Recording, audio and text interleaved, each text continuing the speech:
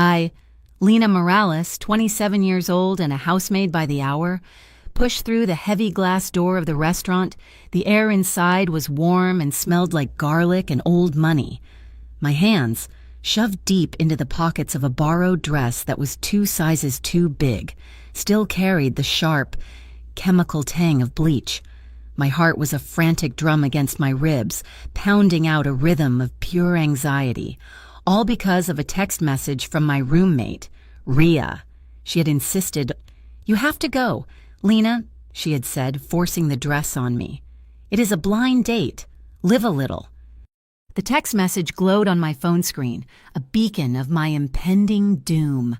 Table by the window, the one wearing a black turtleneck. It sounded simple, but the restaurant, La Sponda d'Oro, was not simple. It was a long expanse of polished wood and hushed conversations, and the entire west wall was a sheet of glass overlooking the Hudson River. The water was black and slick, reflecting the lights of the city like scattered jewels. I saw 1, 2, 3 separate tables set for 2, all gleaming in the soft light, all undeniably by the window. My date was supposed to be some junior analyst, a nice guy. Rhea had promised. I scanned the tables. My eyes landed on the 3rd one, tucked away in an alcove, lit by the flicker of a real candle. Not one of those battery-operated fakes. It was the most romantic, the most private. I aimed for it. A moth heading for the most beautiful, and probably most dangerous, flame. It was a decision that was as perfect as a magazine cover, and just as fake. A young woman was already seated. My brain stuttered. She was not a he, and she was not wearing a black turtleneck. She had hair as black as ink, pulled back from a face that was pale and angular. Her eyes were a clear, startling gray, and she wore a simple knit sweater of the deepest forest green. Tucked neatly beside her chair was a wheelchair, compact and modern. She watched me hesitate, my awkwardness blooming in the space between us. Her gaze was completely calm, utterly placid. It was the calm of someone who had seen people react to her presence 1,000 times, seen them stare, or freeze, or look away too quickly. She was used to being a punctuation mark in other people's sentences, a pause they had not expected. The words tumbled out of my mouth, a clumsy mess. "I'm so sorry. I think I have the wrong table. I am meeting someone. He was supposed to be... I am sorry." I fumbled with the strap of my second-hand purse, the cheap plastic digging into my shoulder. The smell of bleach from my cuticles seemed to fill the air around me, a declaration of where I came from. My face was hot with a flush of deep, painful embarrassment. I wanted to turn, to flee back out the glass door and into the anonymous night. She laughed. It was not a loud sound, just a low, warm chuckle that took me by surprise. "Stay," she said. Her voice was clear, with that precise East Coast crispness. "My father is late again. You would be doing me a favor. Please." The words sounded like a joke, but underneath them, I heard a thread of pure exhaustion, a deep, bone-weary tiredness that I recognized from the mirror every morning. I hesitated, caught between my urge to run and her polite command. In that pause, my gaze drifted about 10 feet away. Standing near a tall marble column was a man. He was huge, built like a commercial refrigerator, and poured into a dark suit that probably cost more than my car. A clear, coiled wire ran from behind his ear, disappearing into his collar, an earpiece. His eyes were not still. They moved constantly, sweeping the room, the entrance, the bar, and then me.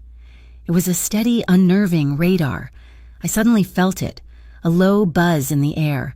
This place had invisible fences, lines of power I could not see but could feel against my skin.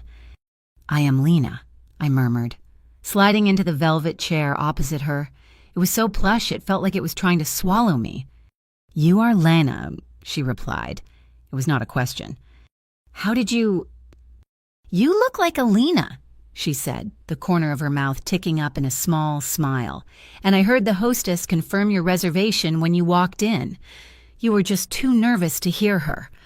It was strange. The conversation was easy. She asked what I did, and I found myself telling her the absolute truth, without the polished edges I usually used. I am a housemaid. I clean apartments, 27 houses, mostly, for people who are never home. I held up my hands in the candlelight, showing her the raw, red skin around my nails. This is from a stubborn rust stain in a marble tub. I tried everything: lemon juice, baking soda, finally the heavy chemicals. "I see some grease, too," she observed, her sharp eyes missing nothing. She pointed to my left cuticle. A small flare of pride cut through my shame. "That," I admitted, "is from my brother Nico's bike chain. He's trying to get his mechanic's license, and I was trying to help him fix it last night." "And you are learning to code?" she asked. My jaw must have dropped.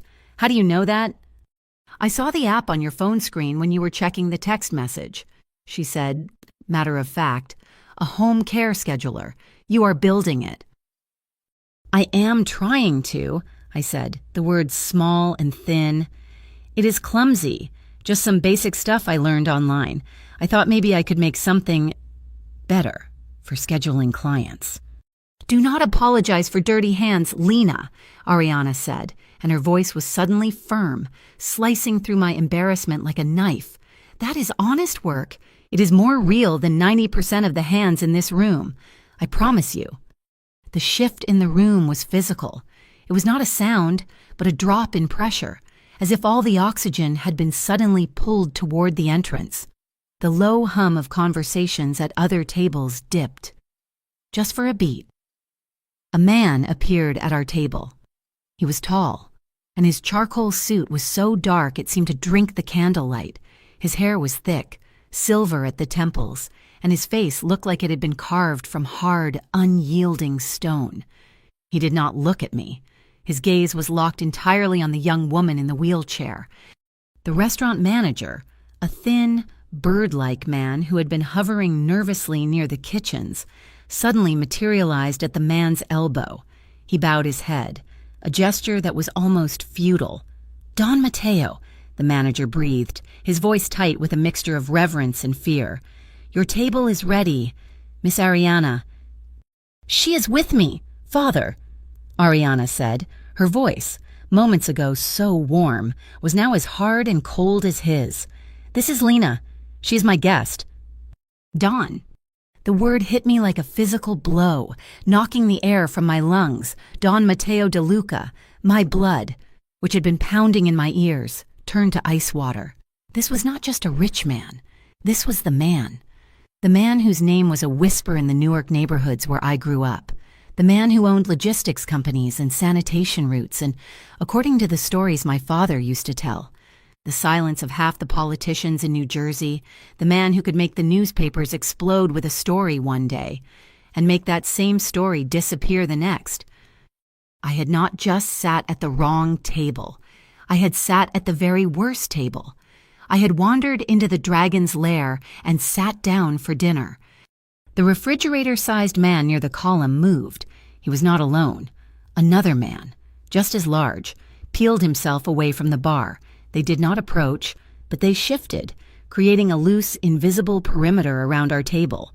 The manager was visibly sweating now, his eyes darting to me with raw panic. "Miss," he started, his voice cracking. "I'm afraid I will need to see some identification." He thought I was a threat, or a plant, or just a piece of trash that had blown in and stuck to his expensive shoe. "You will do no such thing," Ariana snapped. Her voice did not get louder, but it became a razor. The manager flinched as if she had physically struck him. "I told you, she is my guest." She turned those clear, powerful gray eyes on me. I was frozen. My entire nervous system was screaming at me to run, to apologize, to crawl away and disappear, but I could not move. "It is all right, Lena," she said, her voice softening again. "Just for me. He just gets nervous." And in that moment, the terrifying, absurd situation became our first secret, our first bond. She, the protected princess in her tower, and I, the housemaid who had stumbled past the guards. She had claimed me. The bodyguards retreated, but their posture did not relax. Don Matteo DeLuca finally looked at me. His gaze was heavy. It felt physical, like a weight pressing on my chest. He was not looking at a person. He was calculating a variable, an unexpected number in an equation he had already solved. He sat down in the chair at the head of the table, a mountain settling into place. A waiter, his hands trembling slightly, rushed over to pour him water from a crystal bottle. "I should go," I whispered to Ariana. My voice was shaking, thin as thread. "My date. He is probably waiting." "He is not," Ariana said simply, her eyes on the waiter. "What?" "Your date, the black turtleneck. He arrived 5 minutes ago, looked around, and took a call at the bar. He just left with a woman in a red dress. He never even checked in with the hostess." She had seen all of that. While talking to me about coding and grease stains, she had been mapping the entire room, tracking every entrance and exit. "I should still go," I insisted, my pride stinging from the news. Though I was mostly relieved, I was off the hook for the bad blind date, but I was on a much, much sharper one. "Stay," Ariana said. "Just for the appetizer, please. It makes him behave."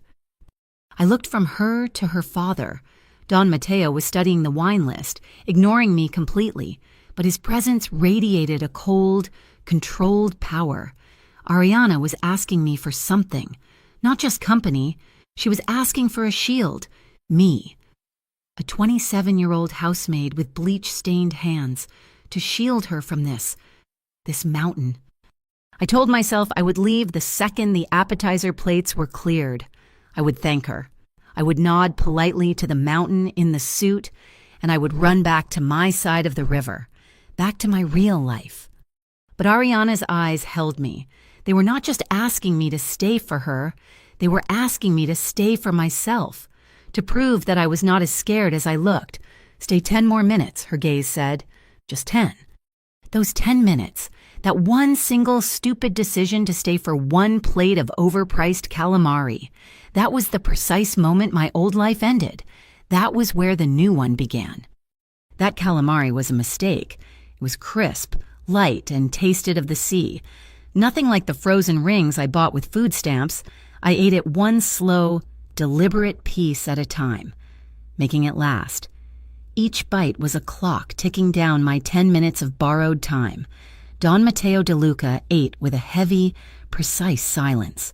He did not look at me, but I felt his presence like a drop in temperature. He was assessing me. I knew it. He was a man who owned entire supply chains. He knew the cost and origin of every single thing in his world.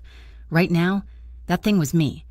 I am the daughter of immigrants from Puerto Rico, raised in the shadow of Newark's smokestacks. My mother died when I was 12, a fever that burned through our small apartment and left a permanent cold spot. My father, he works the night shift at a plastics factory, his hands permanently stained with dye. He's a good man, a quiet man, worn down by gravity and time. I dropped out of community college after 3 semesters of accounting. The numbers made sense, but the tuition did not. I needed to work. I needed to send money home for my brother, Nico. He's the smart one, the one with the golden hands. He's finishing his apprenticeship as a mechanic, and I swear, that kid can hear what is wrong with an engine just by listening to it breathe. My job, cleaning the toilets and polishing the floors of the rich, was how I kept his hands clean enough to hold a wrench. So sitting here, in this velvet chair, with the candlelight catching the facets of the heavy crystal water glasses, it felt like a betrayal. I was a spy in the house of obscene wealth, and I was terrified that he would smell the bleach on me and throw me out. Or worse. I knew about worse. I had loved a cop once, or rather, I had loved a man who I thought was a struggling musician. He was an undercover detective. His name was Mark. He had kind eyes and a slow smile, and he had been building a case against a local crew running protection rackets. When the case blew open, it took half the neighborhood with it, and I was in the middle. I was questioned for hours. My words twisted and turned back on me. The cops wanted me to be their star witness. The crew wanted me to be their convenient scapegoat. I was trapped between 2 opposing sets of lies. In the end, I said nothing.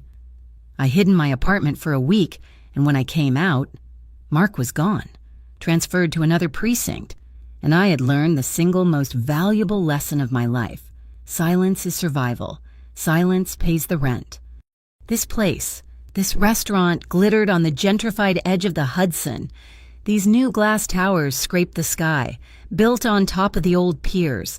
They had steam-cleaned the brickwork and put in artisanal coffee shops.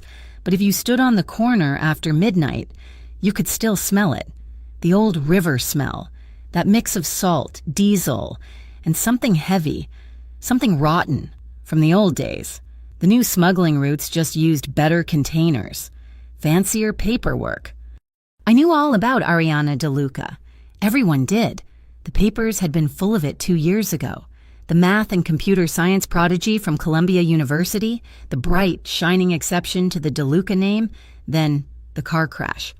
A late-night spin on a winding road. The reports were vague, contradictory. One paper said it was a drunk driver. Another hinted at brake failure. The result was the same, a spinal cord injury. The whispers in my neighborhood were different. They said it was not an accident. They said it was a message sent to her father. Now she was officially not involved in her father's business. That was the press release line. But sitting here, watching her navigate her father's crushing silence, I knew that was a lie. You are never not involved when your name is DeLuca. And him, Don Mateo, his public face was everywhere. DeLuca Logistics, his trucks clogging the turnpike. DeLuca Hospitality, owning a dozen high-end restaurants just like this one. The DeLuca Family Foundation, funding children's hospitals and art galleries. He was a pillar of the community. But my father knew the other face. The invisible transport lines, the unions that never went on strike, the cargo that arrived at the port and disappeared before it ever hit an inspection ledger. He was the polite, functional, modern face of a very old, very organized kind of crime. Here was the thing, the secret joke that was making my stomach clench. I knew what his organization looked like on the inside. Every Tuesday and Friday, for the past 6 months, I had cleaned a penthouse on the Upper West Side. It was a 3-floor monument to beige carpets and glass walls, and it was always empty. The client was a shell corporation, Hudson Capital Ventures. But my eyes are not stupid. I am a housemaid. It is my job to see what people hide. I saw the way the files were kept, not alphabetically, but by some kind of code. I saw the extra military-grade lock on a closet that looked empty. I saw the faint outlines under the new carpet in the study, where a floor safe had been moved, and once, cleaning the home office, I saw a framed photo of a younger Don Mateo and a beaming teenage Ariana, tucked inside a desk drawer. I was already in their world. I just cleaned up their dirt. My roommate Rhea would have found this hilarious. Rhea, who sees life as one long, desperate stand-up comedy routine. It is how she survives. She was the one who signed me up for the dating app.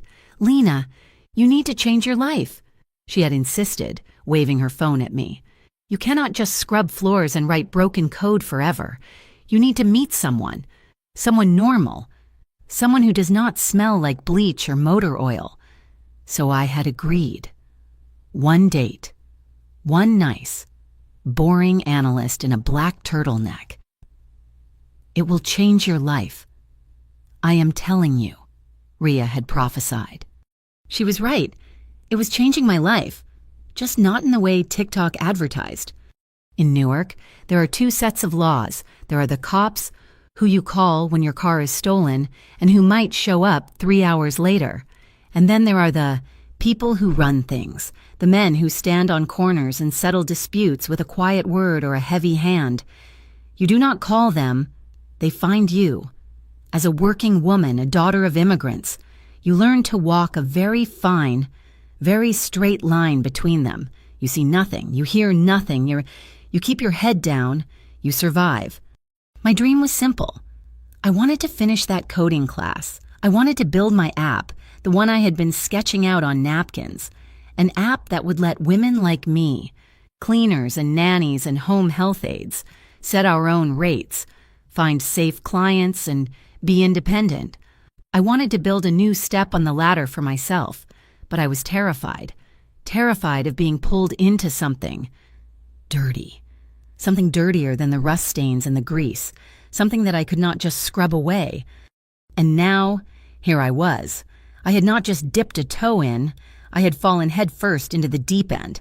That text message, that one stupid, mistaken text, was not a small tragedy.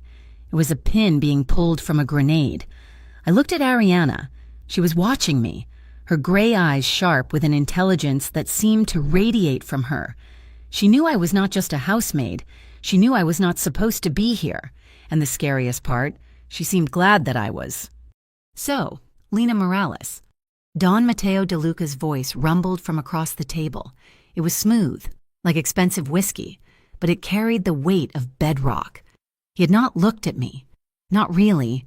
Since he had sat down, he had analyzed the wine list, conferred with the waiter, and spoken to his daughter in quiet, clipped Italian. But now, with the appetizer plates cleared by a waiter whose hands were visibly shaking, his focus was total. It was like a high-powered spotlight pinning me to the velvet chair. "You are from Newark," he stated. It was not a question. Yes, I managed to say. My throat was dry. "And what is it that you do, Lina?" he asked. There it was, the polite interrogation. He was a man who owned entire supply chains. He knew the cost and origin of every single thing in his world. Right now, that thing was me. I glanced at Ariana. She was watching her father, her face a cool, lovely mask. She gave me a tiny, almost imperceptible nod. Honesty. "I am a housemaid," I said, my voice stronger than I expected. "I clean apartments, residential and some commercial clients." I felt the need to add more, to prove I was not just a rag in a bucket, and I am learning to code a little, on the side. Don Mateo smiled. It was a slow, thin smile that did not reach his eyes. It was the smile of a man looking at a chess piece he had not placed, wondering how it got on the board, but knowing exactly how he would take it. It was the smile of someone who had already read the last page of my life story and was vaguely amused by my struggling in Chapter 3. "A housemaid," he repeated, the words rolling off his tongue. He made it sound quaint, like a blacksmith or a chimney sweep. How industrious. The air was so thick I felt I could not breathe it. I had to leave. I had stayed my 10 minutes. I put my borrowed napkin on the table. "Well, thank you so." I started, my chair scraping the floor as I began to stand. "Thank you for the appetizer, Ariana. Don Mateo, it was a pleasure. I really must be going."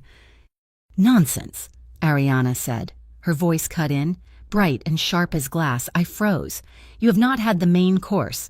We ordered the ossobuco. You cannot possibly leave before the ossobuco. Is that not right, Father?" I sat back down, my body acting on its own accord. I was a puppet, and she had just yanked my string. Don Mateo's dark eyes narrowed, just slightly, at his daughter. I saw it then. I was not a guest. I was a weapon.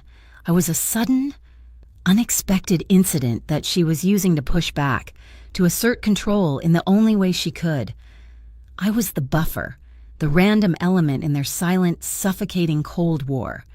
"My father hates eating alone," Ariana continued, that sweet, brittle smile never leaving her face, "and I get so terribly bored just talking to him about logistics." Don Mateo's own smile did not waver, but the temperature around him dropped another 10 degrees. He signaled the waiter, a man who looked to be in his 50s, with a simple, regal lift of his chin. The waiter scurried over, his face pale. "Bring another glass," the Don commanded. "And the Barolo we discussed, my guest, will be staying for dinner." The ossobuco was agony. It was tender, the meat falling off the bone, the risotto underneath it creamy with saffron, and I tasted nothing but pure, unadulterated fear. The conversation was a bizarre tightrope walk. Ariana asked me questions about my coding app, her mind clearly and quickly grasping the logic I was fumbling with. She talked about database structures and user interfaces. Don Mateo talked about shipping logistics, the backup at the ports, the rising cost of fuel. It was an abstract, high-level discussion that I knew, instinctively, was also a performance for me. He was showing me the scale of his world. I just nodded and tried not to spill wine on the $1,000 tablecloth and prayed I would not be sick. Finally, after what felt like 4 hours, it was over. A small plate of biscotti sat untouched between us. "I have to go," I said. And this time, there was no room for argument in my voice. I was standing up. Ariana nodded, her mask back in place.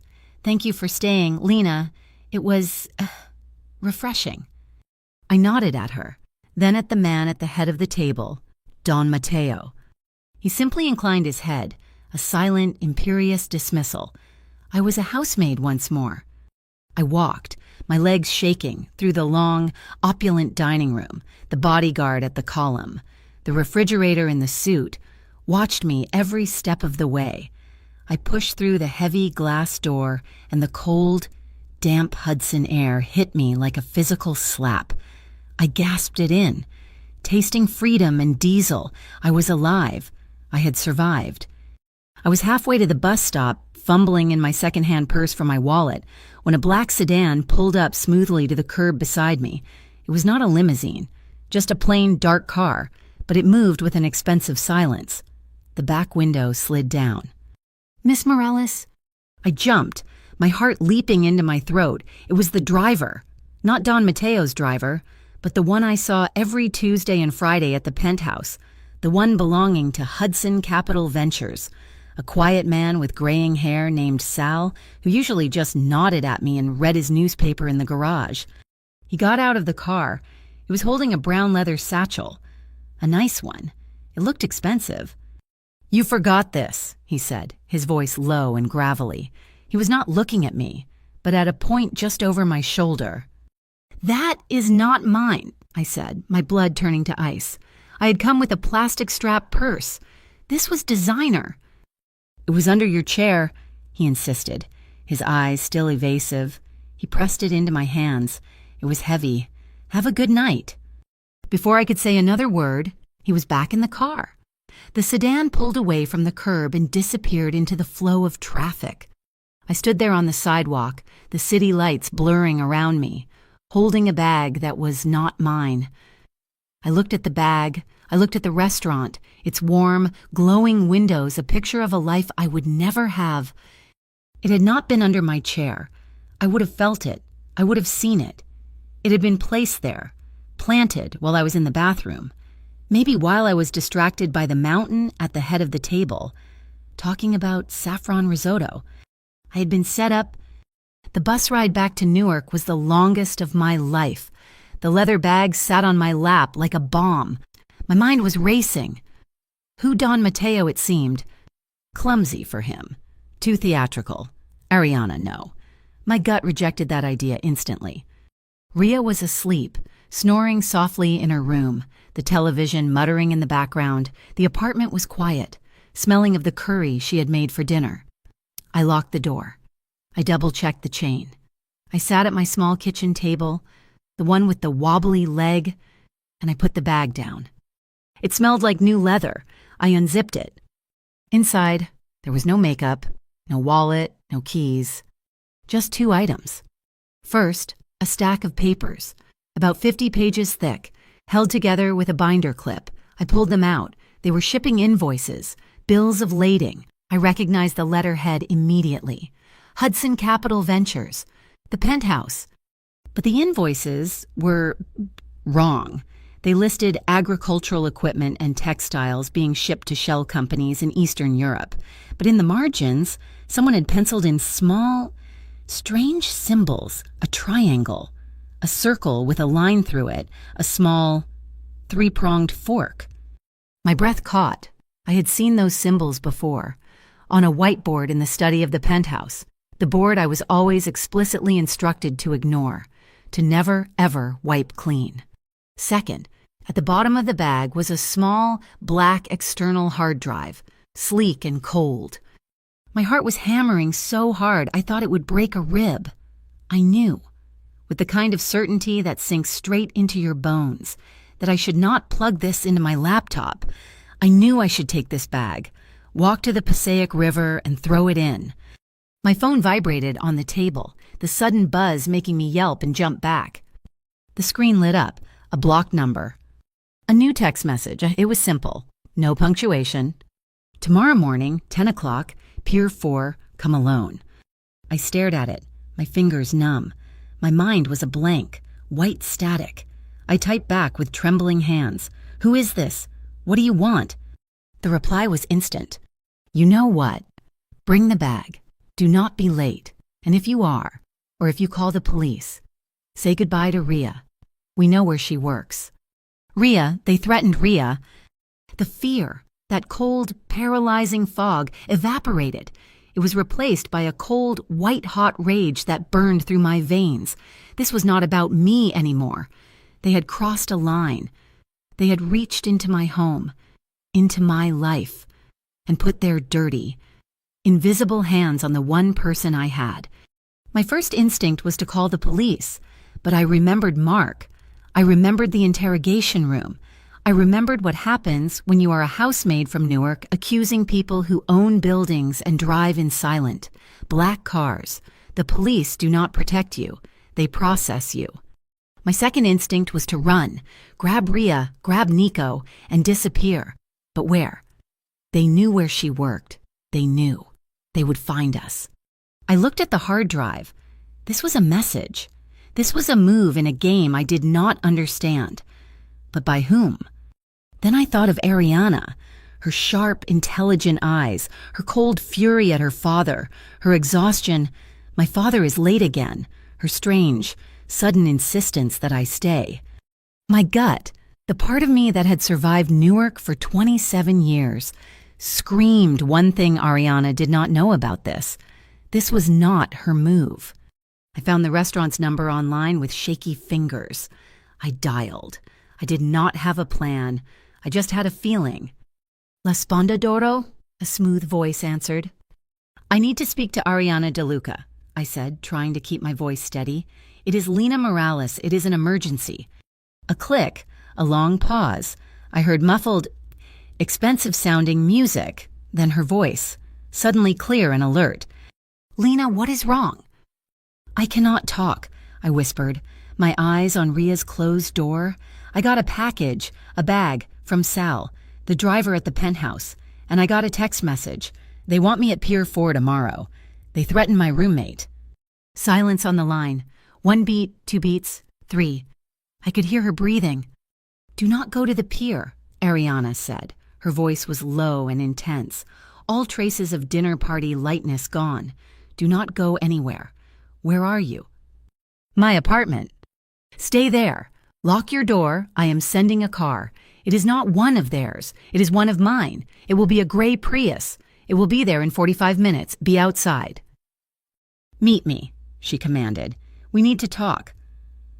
She hung up. I sank onto the kitchen chair, the adrenaline leaving me weak. I was a pawn. I was a tiny cog in a massive, grinding machine. This was a power struggle.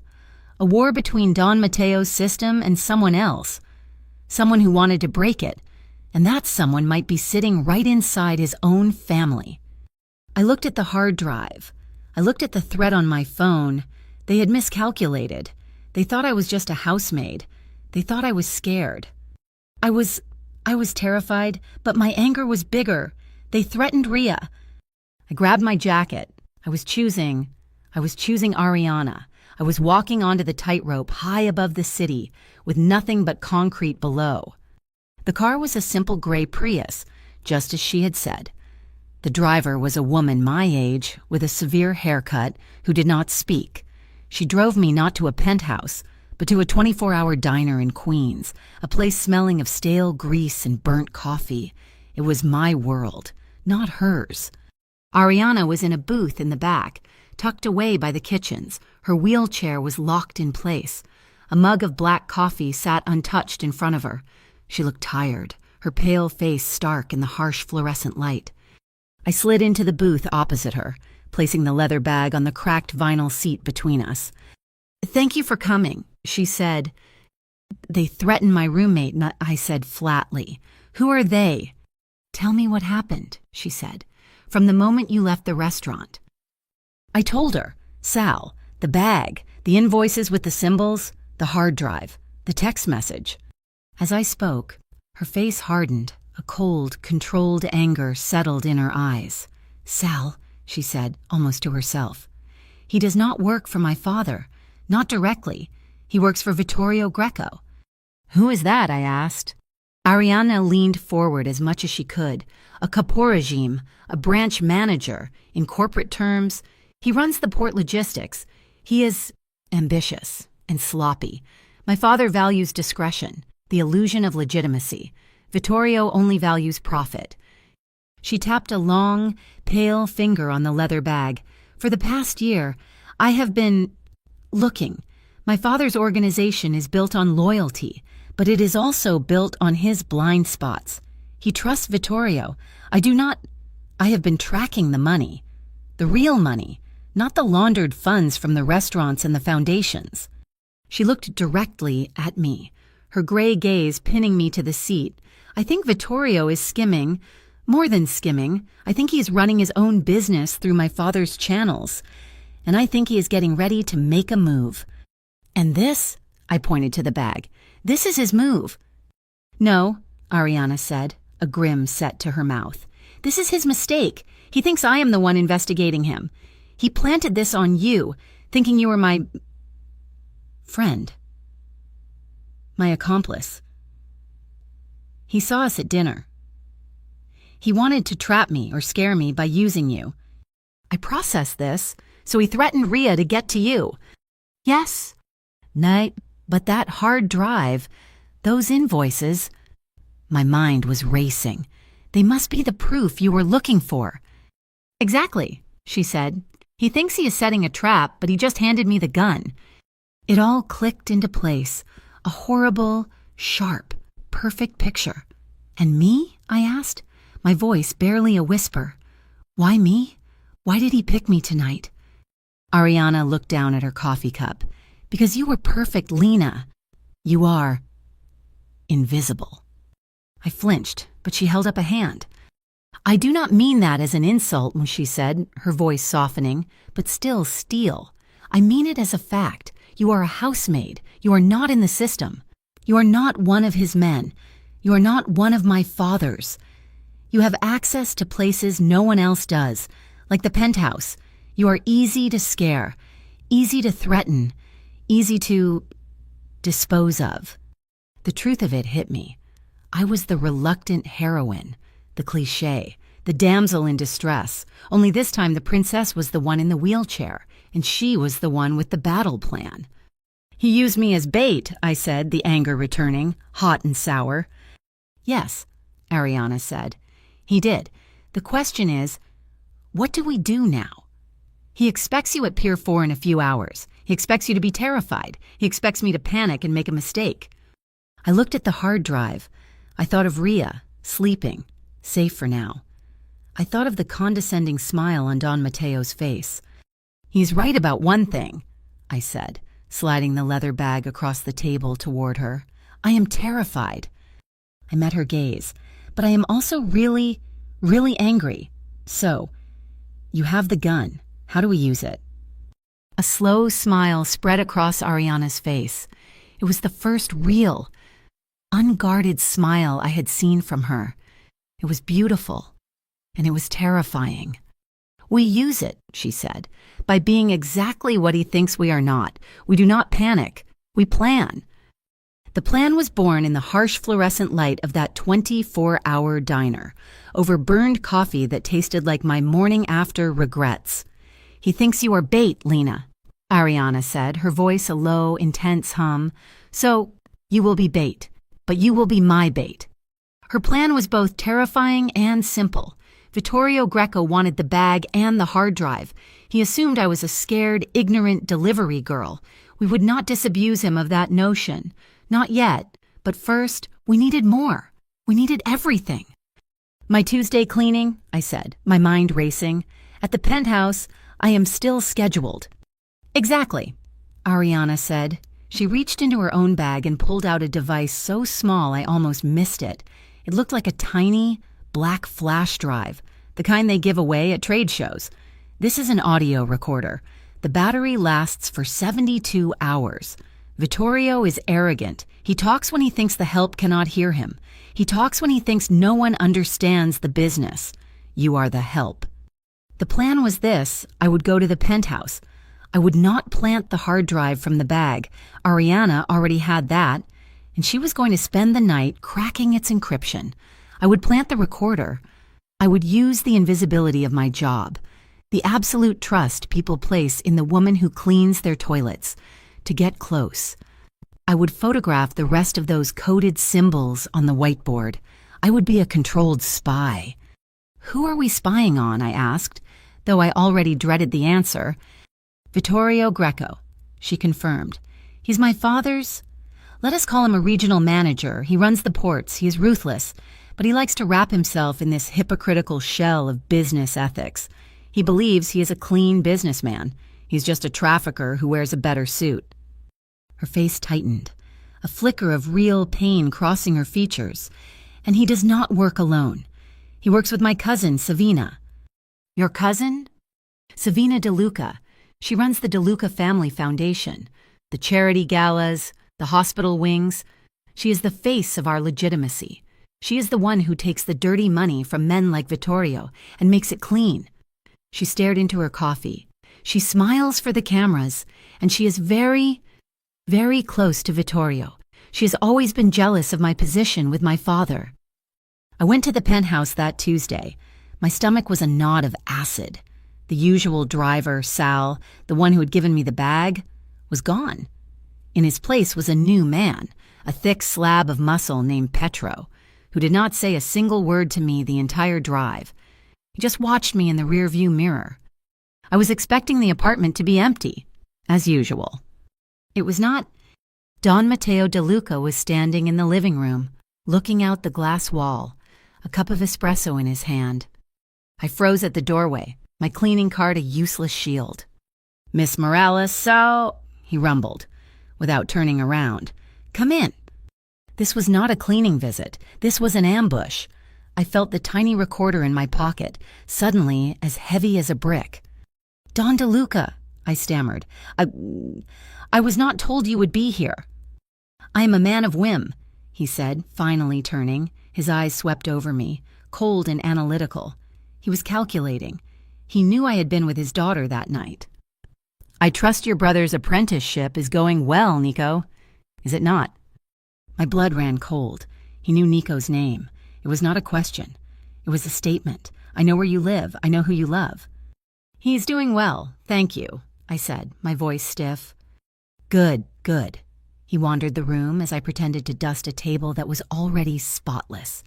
My daughter, Ariana, he said, his voice taking on a softer, but no less dangerous, tone.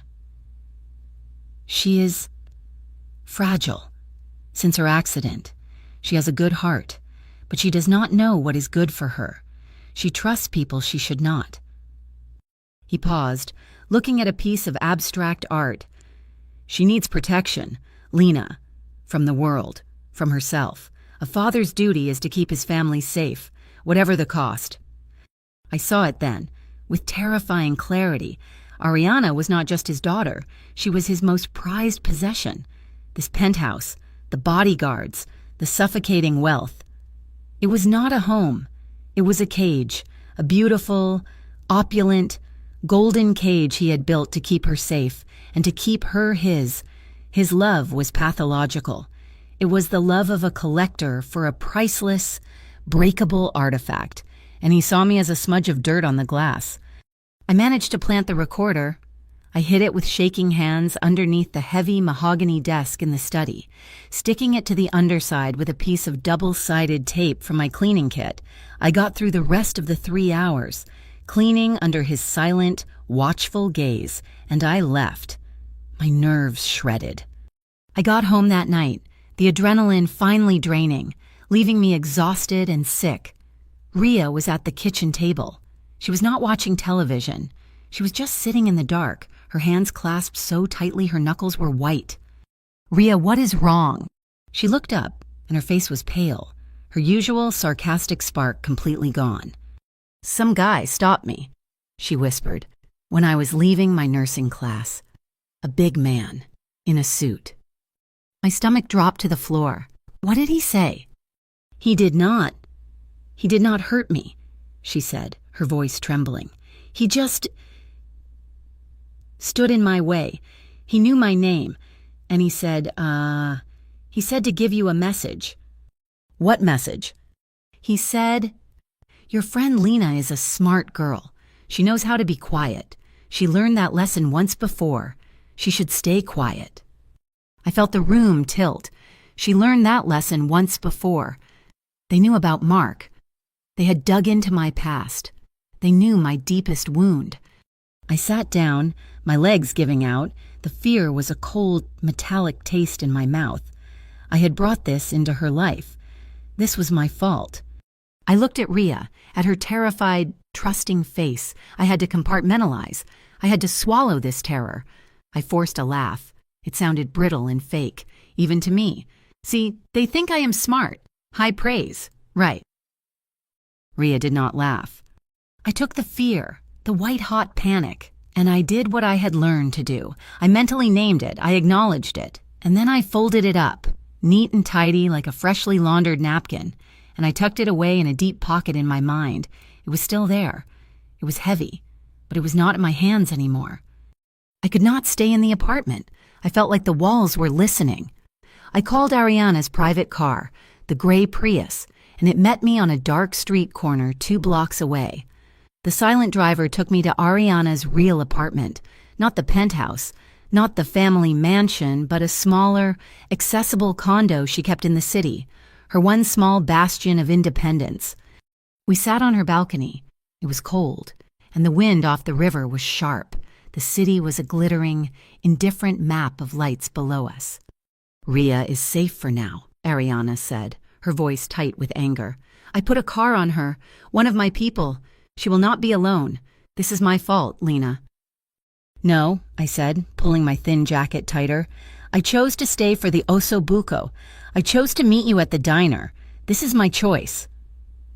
We were quiet for a long time, watching the distant planes line up for landing at Newark. He told me I was fragile, I said. Ariana snorted, a bitter, sharp sound. He thinks I'm made of glass. He thinks this. She slapped the armrest of her chair. Made me weak. She looked out at the river, her profile sharp and beautiful against the skyline. It was not an accident, the crash. I waited. The wind whistled around the corner of the building. It was too precise, she said, her voice flat, devoid of self-pity. The angle of the impact, the way the truck hit the rear axle. It was not a random drunk. It was physics. Just enough to sever the T10. Just enough to paralyze me. Not enough to kill me. Vittorio, I whispered, or Savina, or both. A message to my father. A way to manage me. To remind him that everyone, even his prized daughter, is breakable. She turned her head, and her gray eyes were fierce, burning with a cold fire. Do not look at me with pity, Lena. I do not need a hero. I do not need you to save me. I need you to stand with me. There is a difference. I thought about earlier, when her driver had dropped us off. The curb cut at the corner was cracked, a jagged lip of concrete. I had tried to push her chair over it, putting my shoulder into it, trying to just heave her across like a piece of cargo. She had slapped my hand away, her voice sharp. Stop, you are fighting me, not helping me. Do not just push, watch. She showed me how to tilt the chair back, how to use leverage, how to pop the front casters over the lip with a small, precise movement. It was not about brute force. It was about balance. It was physics. She was not fragile. She was strong. I was the one who had been clumsy, blinded by my own assumptions. She was teaching me how to see her, not the chair. Friday, my next cleaning day at the penthouse. This was the day. I had to retrieve the recorder and, using a decoy hard drive Ariana had given me, swap it with the one in the leather bag, which I would then find and give to Sal's replacement. I was in the study. My heart was a bird trapped in my chest. I had just retrieved the recorder from under the desk, my fingers fumbling with the adhesive. I was polishing the large, gilt-framed mirror that hung on the wall, using the motion to hide what I was doing. The private elevator chimed. My blood stopped. I was not supposed to be seen in the study. I was supposed to be in the kitchen. It was not Don Matteo. It was Vittorio Greco. He was early. Sal's replacement, Petro. Must have told him my schedule. And he was not alone. Savina, her cousin, was with him. She looked elegant, her blonde hair pulled back, her face a mask of bored aristocracy. I froze. I could not run. I could not hide, so I did the only thing I could. I became invisible. I turned back to the mirror and I kept polishing. My motions slow and steady.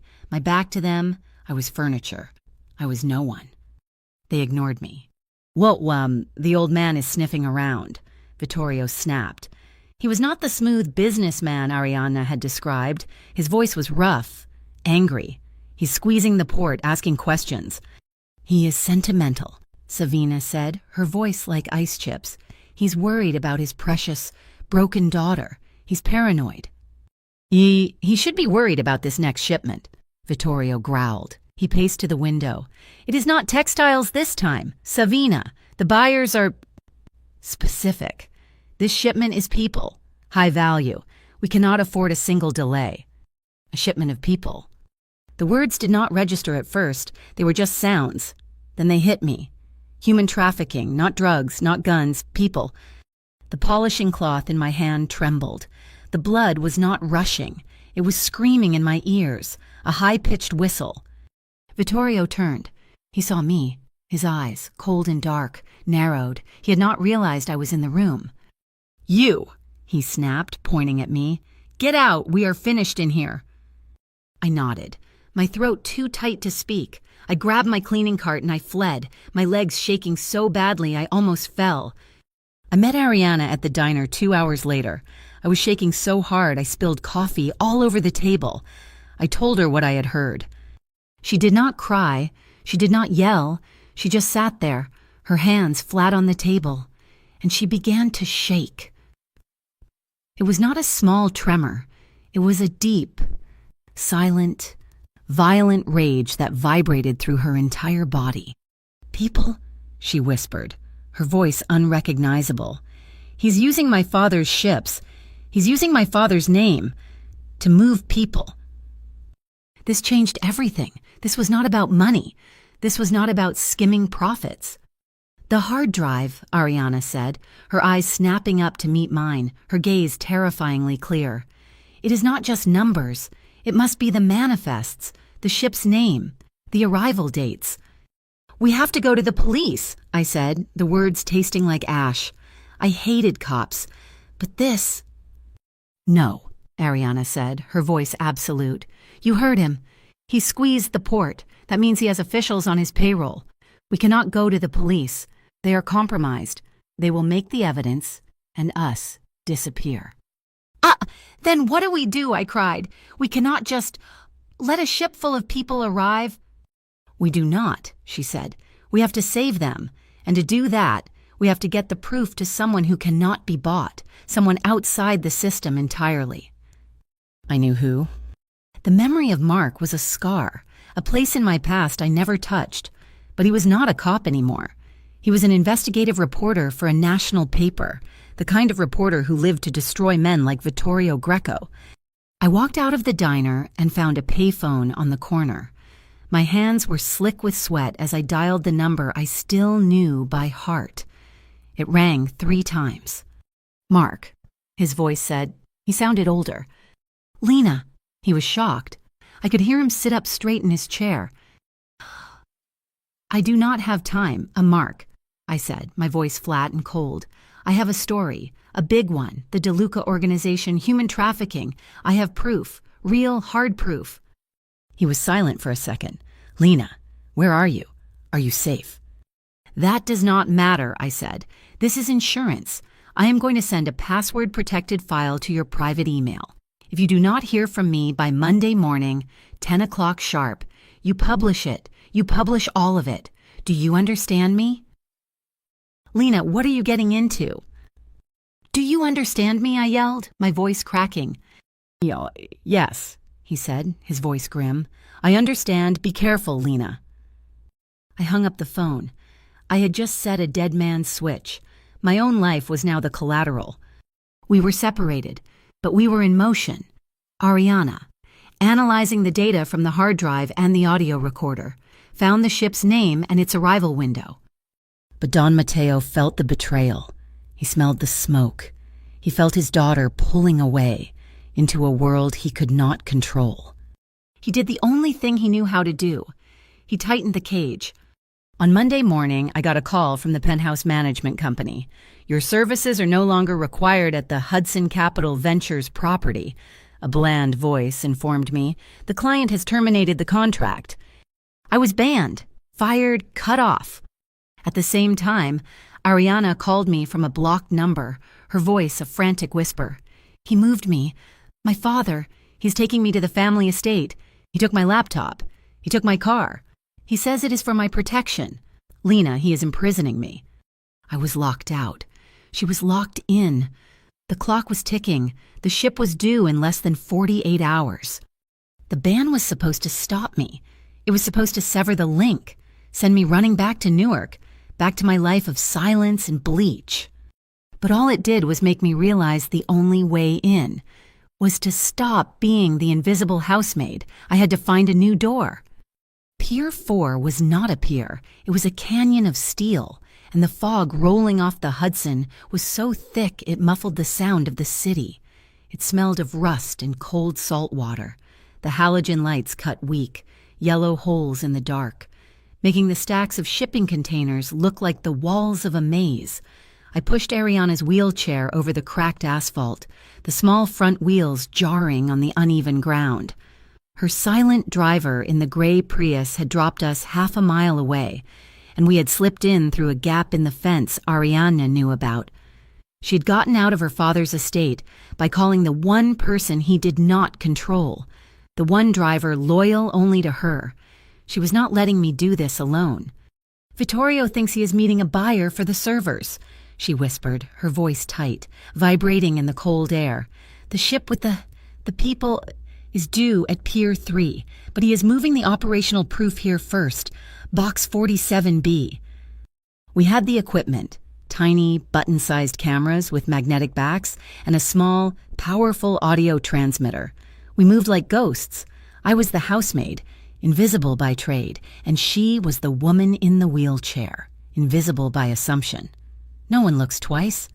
We planted the cameras near the junction box, hidden in the shadows of the massive cranes.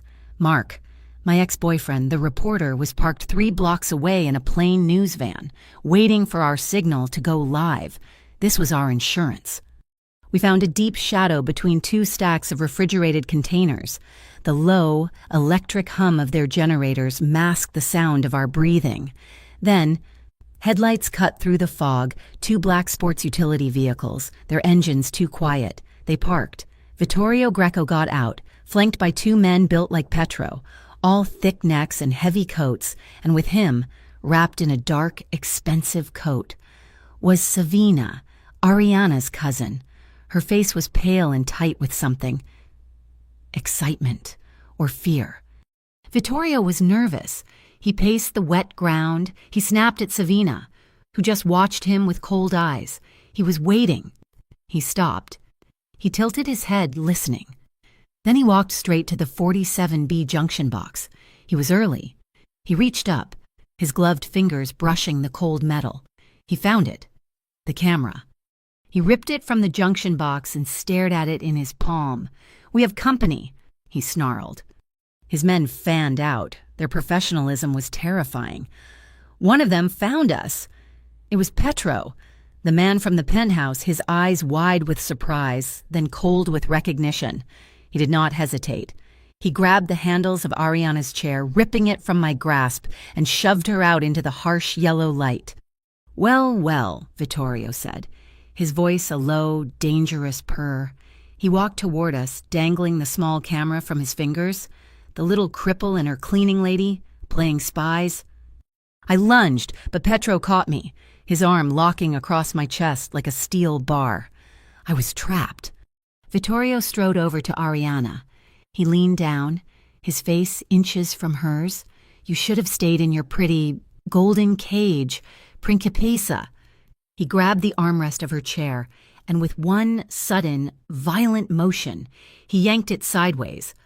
Ariana cried out as the chair tipped, spilling her onto the cold, oily pavement. "No!" I screamed. I struggled against Petro's grip, but he was immovable. Vittorio crouched beside her, his back to me. "Did you really think I would not know it was you?" he whispered, but the sound carried in the damp air.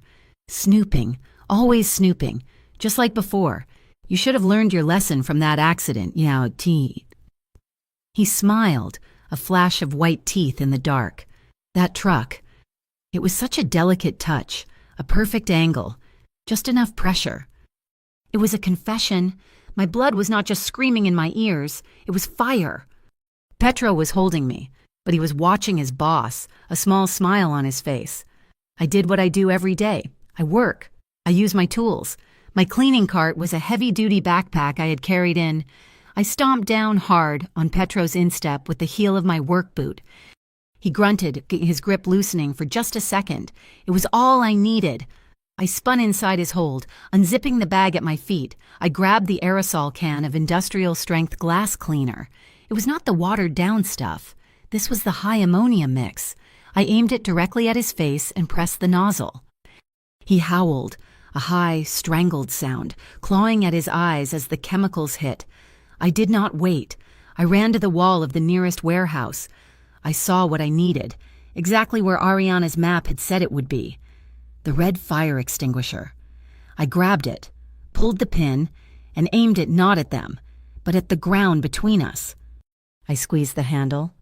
A massive, choking cloud of white carbon dioxide foam exploded into the night. It was an instant smokescreen, a wall of blinding, cold fog. "Ariana!" I yelled, plunging into the cloud. "The forklift!" she yelled back. I heard her coughing from the ground. The horn distracted them. I saw the yellow outline of a parked forklift. I scrambled into the seat. The key was in the ignition. They always leave the keys.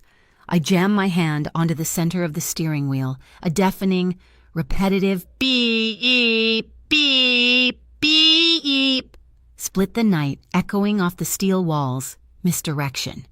I jumped down, found Ariana in the chaos, and scooped her up. She was lighter than I expected, all sharp angles and tense muscle. I got her back into her chair just as the foam began to settle. "The container," she coughed, pointing to a large blue shipping container marked 47C. "He has the proof in there, the ledgers, the black boxes." I ran to it. It was locked with a heavy-duty padlock. I looked at the fire extinguisher in my hand. Useless. I looked around, frantic. My eyes landed on a long, steel cargo hook hanging on a nearby rack.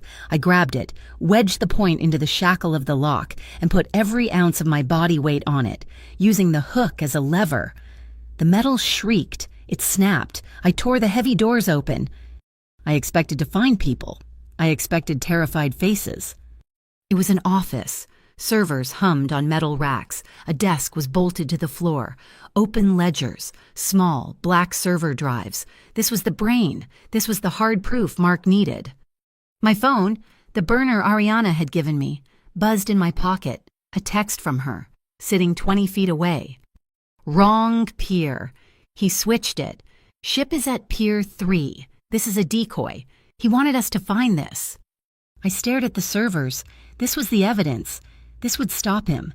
But Pier 3, a ship full of people. I had to choose, the evidence or the lives. I ran out. Ariana was waiting, her face grim in the thinning fog. She already knew my answer. "People," I choked out. She nodded. One sharp, clear nod. She trusted my choice. "Pier 3 is a half-mile south," she said, her voice rapid fire. She was already tapping on her own burner phone. "The east gate is locked. There is a breach in the fence by the rail spur. I have the port map in my head. I can guide us. Go." Going somewhere. Vittorio's voice cut through the fog. He was standing there, his suit covered in white extinguisher foam, his hair wild. Petro was behind him, wiping his red, streaming eyes with a rag. Savina was gone. Vittorio had a gun, a small, black, efficient-looking pistol. He aimed it directly at Ariana's chest. "You two have been a profound disappointment." I moved without thinking. I stepped directly in front of the wheelchair. "No." "How touching," Greco sneered. "The help, willing to die for the princess." Vittorio. A new voice. A voice like gravel and authority. A voice that carried the weight of the entire city. Don Matteo De Luca stepped out of the shadows. He was flanked by two of his own men, the refrigerators from the restaurant. He was not aiming a gun. He did not need to. "Father," Ariana whispered. She was stunned. "You are sloppy, Vittorio," Don Matteo said. His voice was not loud, but it was shaking with a cold, contained rage. "You used my ships. You used my name. For this. Filth." "I made you rich, old man," Vittorio snarled, but his gun hand was shaking. He was afraid of him. "And you," the Don said, his dark eyes landing on me. The gaze was complex. It was not just anger. It was confusion. It was calculation, an equation he could not solve. He had followed his daughter, or me, or both. He had learned the truth. "She is right," a new voice yelled. "Savina." She was standing on a metal catwalk above us, and her phone was out, its screen glowing. "It is all over. Vittorio, the feed is live. The whole world is watching." My stomach dropped. I looked at Ariana. She was staring up at her cousin, her face pale with betrayal. "Savina, what are you—" "She is not streaming to Mark," I realized aloud. "She is streaming to him." I pointed at Greco. "She was setting you up, too. She wanted you gone so she could take over the foundation and the port. She sold you out." Greco looked up at Savina, his face a mask of disbelief, then murderous rage. He lifted his gun toward her. A shot exploded. The sound was deafening, swallowed by the steel canyon. It was not Greco. It was Don Matteo. He had not shot Greco. He had shot the ground at his feet.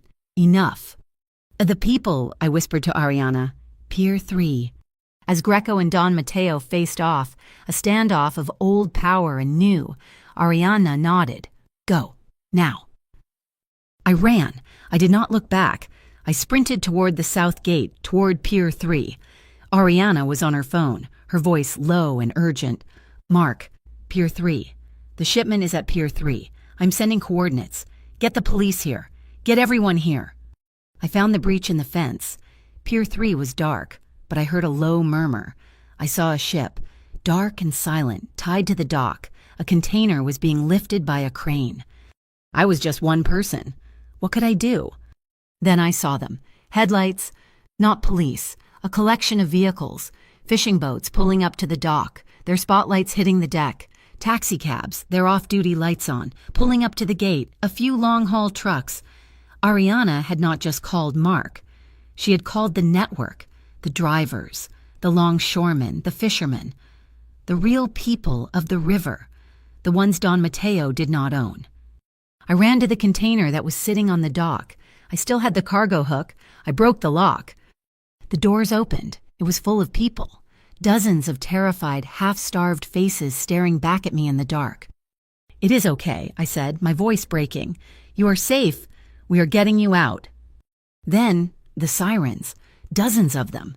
Red and blue lights flooded the pier, painting the scene in a flashing, chaotic tableau. The Federal Bureau of Investigation, Mark's call, and the live stream had forced their hand. I ran back. I had to get to Ariana. Pier 4 was swarmed. Agents were shouting. Federal agents, hands in the air. I saw Greco on his knees, hands cuffed. I saw Savina crying as two agents led her away from the catwalk. And I saw Don Matteo. He was standing by his daughter. He was not in cuffs. Not yet. An agent was talking to him, respectfully. He saw me, looked at me, then at Ariana. His face was a ruin of pride and pain. He knew what was coming. He knew the live stream, the arrival of the federal agents, his presence here. It was the end of his reign. He did one last thing. He leaned down, his hands surprisingly gentle. And he pushed Ariana's wheelchair. He pushed her away from himself, away from the circle of agents, and toward me. He pushed her to safety. "Take care of my daughter," he said to me, his voice a low command. Then he turned, straightened his suit jacket, and held his hands out for the federal agents. It was his final answer. He loved his daughter enough to let her go, and to pay the price for his own sins. The fog was thick with the smell of salt and smoke. The red and blue lights painted the puddles on the asphalt. I ran to Ariana and knelt beside her chair. She was shaking, her face wet with tears, but her eyes were clear. "You came back," she whispered. "I told you," I said, my voice thick. "I am just the help." I wrapped my arms around her, pulling her close. She buried her face in my shoulder. She did not feel like a boss, or a princess, or a DeLuca. She just felt like Ariana, and I held her, the housemaid and the heiress, two women who had sat at the wrong table and found the only right thing in the world, all as the empire collapsed around us. The noise that followed was deafening, and it did not stop for weeks. The press, hungry for a simple story, found ours impossible to digest. It was too complicated. It was a mafia story, a human trafficking story, a corporate corruption story, and, most bizarrely to them, a love story. They could not find a simple box to put us in, so they invented one for me. I was not Lena Morales, daughter of a factory worker. I was the housemaid whistleblower. The name was ridiculous. It made me sound like a children's cartoon character, a superhero who fought grime and crime with a feather duster and a secret decoder ring. My grainy, 6-year-old community college identification photo was plastered everywhere. I hated it. I hated leaving our new apartment. The flashbulbs felt like tiny explosions, and the reporters shouted questions that felt like accusations. Social media was a different kind of poison. We became a meme, a picture of me, caught by a paparazzo buying milk, next to a picture of Ariana testifying. The caption read, "Get you a girl who can do both." I wanted to scrub my own name from the internet. Ariana, however, was forged in the fire of public opinion. She knew it was a weapon. "It is leverage, Lena," she told me one night, her voice firm as she navigated the chaos of her new life. "It is noise, and right now, noise is power. Do not let them waste it." She was right. While I hid from the cameras, she directed them. We, or rather she, using the platform they had built for us, started a fund for the survivors of Pier 3, the housemaid whistleblower tagline, which I despised, raised over $500,000 in 2 weeks. I learned to hate the noise a little less. Ariana was called to testify. She rolled into the congressional hearing room in Washington, not as a victim, but as an expert. The cameras zoomed in on her hands, on the wheels of her chair, on the pale, beautiful face they expected to see crack with emotion. They wanted the brave, paralyzed heiress. She gave them something else entirely. She was a mathematician. She was precise, cold, and utterly brilliant. She did not just give them the names of Greco and Savina. She gave them the system. She unspooled the complex web of shell corporations, offshore accounts, and encrypted logistics that allowed her father's legitimate business to be a highway for the illegitimate. She showed them how the legal and illegal worlds were not separate, but were woven together like a single, corrupt tapestry. One senator, a man with silver hair and a deeply patronizing tone, leaned into his microphone. "Miss DeLuca," he said, his voice dripping with false empathy, "you are a true American hero, a profile in courage." Ariana did not smile. She looked at him, and the entire massive room went silent. "I am not a hero, Senator," she said, her voice cutting through the hushed air. "I am a mathematician who was ignored, and I am a witness to a crime. The people who were pulled off that ship, they are the survivors. This system." She tapped the hard drive sitting on the witness table. "Is the criminal? I do not need heroes. I need teammates. I need people to finally do their jobs." They had come to see a fragile girl in a wheelchair. They found a queen on her throne. Don Mateo's legal battle was a quieter, more expensive affair. His lawyers were the best in the country. Predators in $3,000 suits, they spun a masterful narrative. Don Matteo De Luca, they argued, was a titan of industry, a philanthropist, a father. He was the victim of a deep, cancerous betrayal by a greedy subordinate, Vittorio Greco, and his own treacherous, mentally unstable niece, Savina. They argued with straight faces at the pier that night only to save his beloved daughter. It was a brilliant defense. It was almost believable. Ariana was subpoenaed. She visited him once, in the sterile, non-contact visiting room of the Federal Detention Center. She sat opposite him, the thick glass between them reflecting her calm face. I do not know what they said. I saw her writing him a letter later that night, her hand precise and steady, the pen scratching in the quiet of our new living room. I asked her what it said. "The truth," she replied. "I wrote, I will not lie for you.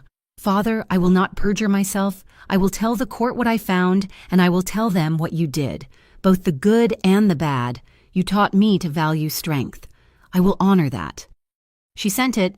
He did not write back for a very long time. We had to build a new life from the wreckage. Ria was safe. The fear had finally left her eyes, though it was replaced by a harder, more cynical humor. She re-enrolled in her nursing program, and I had a feeling she would be the kind of nurse who terrified doctors and saved patients. My brother, Nico, took the small amount of money I pressed into his hand. Consulting fees. I called it and finally opened his own small shop. Morales Motors. It was just 2 bays and a rented garage in Newark, but it was his. Ariana and I. We found a place. We could not stay in her condo, and I could not stay in my apartment. We rented a simple, ground-floor apartment in a quiet neighborhood, far from the glass towers and the sirens. It had wide doorways and hardwood floors. We hired a contractor to tear out the kitchen, replacing the counters with lower ones and a sink you could roll under. We built a ramp to the small back patio ourselves, arguing for 2 days about the angle of the incline and the torque of the screws. It was our first joint project. We painted the walls a warm, quiet white. We bought a cheap record player at a thrift store, and I introduced her to the salsa music my father used to play, the sound of my childhood. Our new normal was small. It was quiet. It smelled like fresh paint and Goya beans, and it was the safest I had ever felt. It was not perfect. The adrenaline faded, and the trauma settled in like a low-grade fever. We fought. We had one terrible, screaming fight. Standing, or rather, me standing, her wheeling in tight, angry circles in our small living room about the pier. "You ran," I accused her, my voice raw, the memory of it still sickening. "You told me to go, and I ran straight at a man with a gun. You put me at risk. Ariana." She stopped, her face white with a fury that matched my own. "You put me at risk," she shot back. "You stood in front of me. You made that choice for me. You treated me like I was fragile, like I was the glass he broke. Did you think I could not take a bullet? You took away my choice. Lena, you treated me like a child." It was the ugliest night we had. It was the night we had to learn the language of apology, the hard, clumsy grammar of "I am sorry I scared you," and "I am sorry I overstepped." We had to find the line between risking our lives for justice and just staying alive for each other. The Housemaid whistleblower fame had one lasting benefit: a prestigious tech academy, the kind I used to scrub the floors of, offered me a full scholarship. In recognition of your civic courage and technical aptitude, the letter said, I accepted. It was the hardest thing I had ever done. The math was dense, the logic unforgiving, but I worked. Ariana would sit with me at night, our new, low kitchen table covered in my notes, and she would explain complex algorithms with a patience that stunned me. "You are thinking like a cleaner," she said one night, gently tapping my notebook. "You are trying to scrub the problem that is already there. You need to think like an architect. Build a new room." With her as my consultant, my old clumsy app took shape. I resurrected it. But it was not just a scheduler. It was clean slate, a platform to hire immigrant and working-class women, to pay them a living wage, to certify them, to treat them as the professionals they were, not just the help. A clean house, built on clean wages. Ariana was the first investor. The system ground on. Vittorio Greco was found guilty on all counts, facing a life sentence. He took a deal and testified against the corrupt port officials and the buyers. Savina, facing overwhelming evidence from her own live stream, pleaded guilty to money laundering and conspiracy. Her clean charity image ruined forever. Several officers at the port were indicted. But it was not a clean victory. The network did not disappear. It just shifted. One branch was cut, but the root system was still there, deep in the dark, fertile soil of the city. It was a lesson: you do not kill a system. You just wound it, and you hope you wounded it enough to matter. Don Matteo's trial ended in a conviction. Not for trafficking, his lawyers had successfully insulated him from that, but for racketeering, conspiracy, and obstruction of justice. The sentence was 15 years. The empire was broken, its assets seized or frozen. About a month after he was transferred to a federal prison upstate, a letter arrived. It was addressed to me, in his heavy, dark script. I opened it with trembling hands. It was short. Lina Morales, it began. I built a cage for my daughter. I thought it was to keep the world out. I was wrong. It was to keep her in. You did not just open the door. You showed her she had the key all along. I ask you for one thing. Take care of her. Not as I wanted, as she wants. It was not signed with his name. It was just a father. It was the only apology he knew how to give. One night, about 6 months after the pier, Ariana made a reservation online. Put on that dress, she said, her eyes sparkling. The one that is too big for you. She was wearing a simple forest green sweater, almost identical to the one she had worn that first night. We went back to La Spondadoro. We were early. We got the right table this time. The one in the corner, the one I had been supposed to go to, where the nice analyst in the black turtleneck never showed. We invited the manager over, the thin, bird-like man who had trembled in front of us. He almost fainted when he saw us. We ordered a bottle of his most expensive wine. We tipped him 100%. We were closing the loop. On the drive home, in our own car, a second-hand van with a good hydraulic lift, I realized what happiness was. It was not a penthouse or a fancy meal. It was a short cleaning schedule, because my app was finally working. It was the smooth, satisfying thump of her chair rolling over the ramp we built. It was the right to sit in the same room with her, in total silence, reading a book and knowing we were both completely, perfectly safe. We did not get married, not in a church. We did not get married at all, not in the legal sense. We had a promise. We threw a party in the small backyard of our apartment, the one with the cracked concrete patio that we had scrubbed clean. We strung up what felt like 1,000 tiny string lights, making a canopy of fake stars. Rhea, who was now acing her anatomy classes, made 3 massive coconut flans, her mother's recipe, which wobbled precariously on the folding table. Nico came, his hands finely, proudly stained with his own grease, and he brought his new girlfriend, who was shy and smart and did not laugh at any of my jokes, which I respected. The woman who drove Ariana's Prius, whose name I learned was Elena, even came and stood in the back, sipping a beer and looking almost relaxed. There was no aisle. There was no priest. We just stood on the little ramp we had built, the ramp that led to the patio, and we read what we had written. I went first, my voice shaking, the paper rattling in my hand. I talked about bleach and grease and how I had spent my life trying to scrub away the world, only to find out that the world was where she lived. Then she read hers. She did not use paper. She just spoke, her clear, strong voice cutting through the salsa music. She said she had spent her life calculating angles, finding the most efficient path, but that I was an irrational variable, a beautiful, clumsy number that had crashed her entire equation and built a better one. We did not exchange rings. We made one. Simple vow. I will walk beside you. We said, our voices together. Not in front of you, not behind you.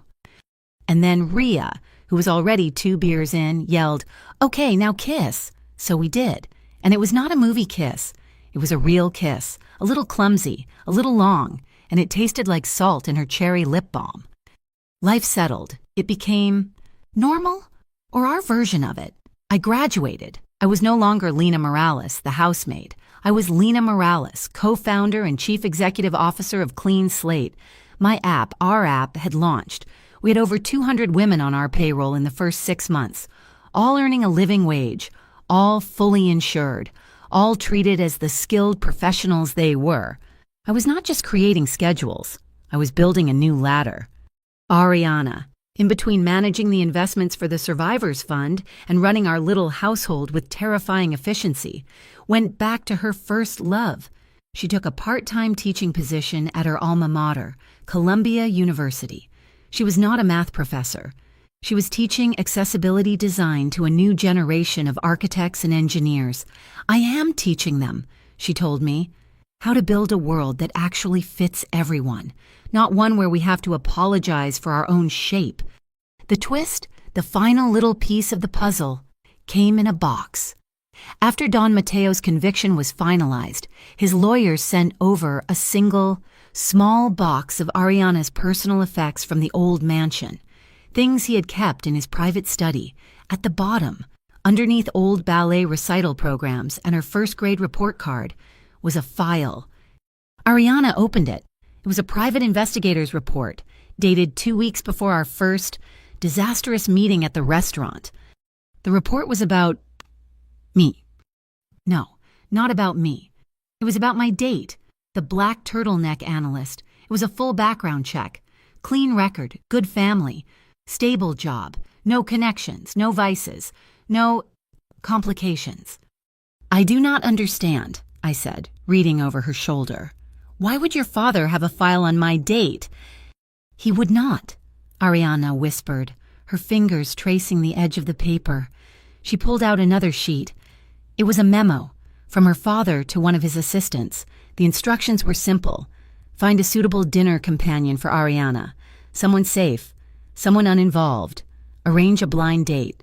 Use her roommate's phone to set it up. Make it seem casual. We both stared at it. Rhea had not been the one to send me that text. She had been just as surprised as I was. It had been Don Mateo. The entire thing, the blind date, it was his. He was trying, in his own controlling, manipulative way, to give his daughter a night of normal. He had found me a safe date, a nice, boring analyst in a black turtleneck. But the table, I said, my mind spinning. The text said table by the window, but he sent me to the wrong one. He sent me to you. Ariana laughed. It was a strange, wet sound. She was crying. Tears were streaming down her face, but she was laughing, a deep, full laugh that shook her. "No, Lena," she said, wiping her eyes, "you do not see it. This is the part he could not control. This is the part that was real." She pieced it together, her mathematician's brain seeing the pattern. He set up a blind date for me, too, with some boring finance guy, probably at the same restaurant, at the same time. He was going to have me sit at the table in the middle, the safe table. "But the text," I said, "Rhea's text, it told me to go to the table by the window. It told me to find the black turtleneck." "But I was already there," Ariana said, her voice full of wonder. "And I was not wearing a turtleneck, and my date was late, and you saw the third table, the one that was not for you and not for me, the one that was just empty." "Wait, my date," the analyst, had been at the bar. He left with another woman. He had been there. Ariana's date, the one her father set up. Never even showed. I sat at the wrong table," I said. "No, Lena," she whispered, taking my hand. "You did not. My father, with all his planning and all his control, he messed it up. His system, his perfect, paranoid system, had a bug. He put all the pieces on the board, and he still could not predict the one impossible move, you." She was right. He had intended to give her a safe, boring evening. Instead, his own clumsy meddling, his own complicated, overlapping plots had backfired. He had accidentally sent me, the housemaid with the bleach-stained hands, to the one table in the room he never would have chosen. He had accidentally given us to each other. "My father," Ariana said, her voice thick with a decade of complicated grief and love. "He was a monster. He built a cage, but he gave me the key, and he just did not know it." One final letter came from the prison. It was from him. It was addressed to both of us. It was a single sheet of legal paper. He informed us that he was liquidating the very last of his clean assets, the money his lawyers had shielded from the asset seizure, the money from the legitimate side of the business. He was transferring the entire amount, a little over $7 million, to the survivors fund we had established.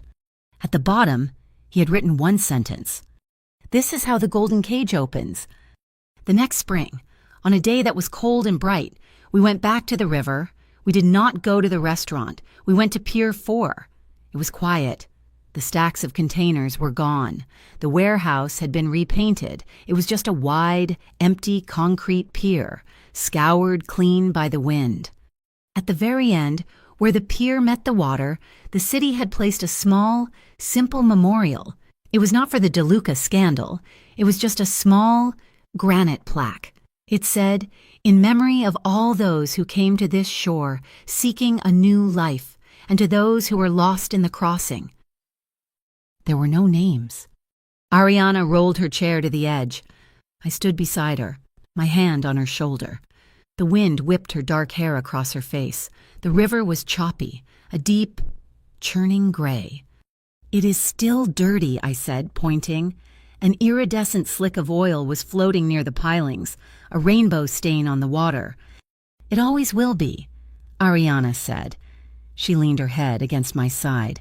"That is the thing about oil. Lena, it spreads. It gets on everything." I watched the slick break apart, the current pulling it out toward the bay. "But it fades," I said. "It does not just disappear. It only fades if someone is willing to do the hard work, to put in the hours, to scrub and scrub and scrub until their hands are raw, until it is clean." I thought about my hands. They were not raw anymore. They were calloused, from coding and from building ramps. I looked at Ariana. She was my teammate, my architect, my irrational, beautiful variable. I finally understood. I had not sat at the wrong table that night. I had not stumbled into someone else's life. I had walked, clumsy and terrified, right into my own and into hers. She tilted her head up, a slow, teasing smile playing on her lips. "I am just saying," she murmured, her gray eyes sparkling. "Next time you decide to sit at the wrong table, try to make sure it is the right person." I smiled, leaning down to kiss her, the taste of salt and wind on our lips. Deal. Thank you so much for listening to this story. I am so curious. Where in the world are you tuning in from? Please let me know in the comments below. I would love to connect and hear your thoughts on Lena and Ariana's journey. If you enjoyed this, please subscribe to my channel, Mafia Boss Stories, and like this video. It would also mean the world to me if you would hit that hype button to help this story be heard by even more people.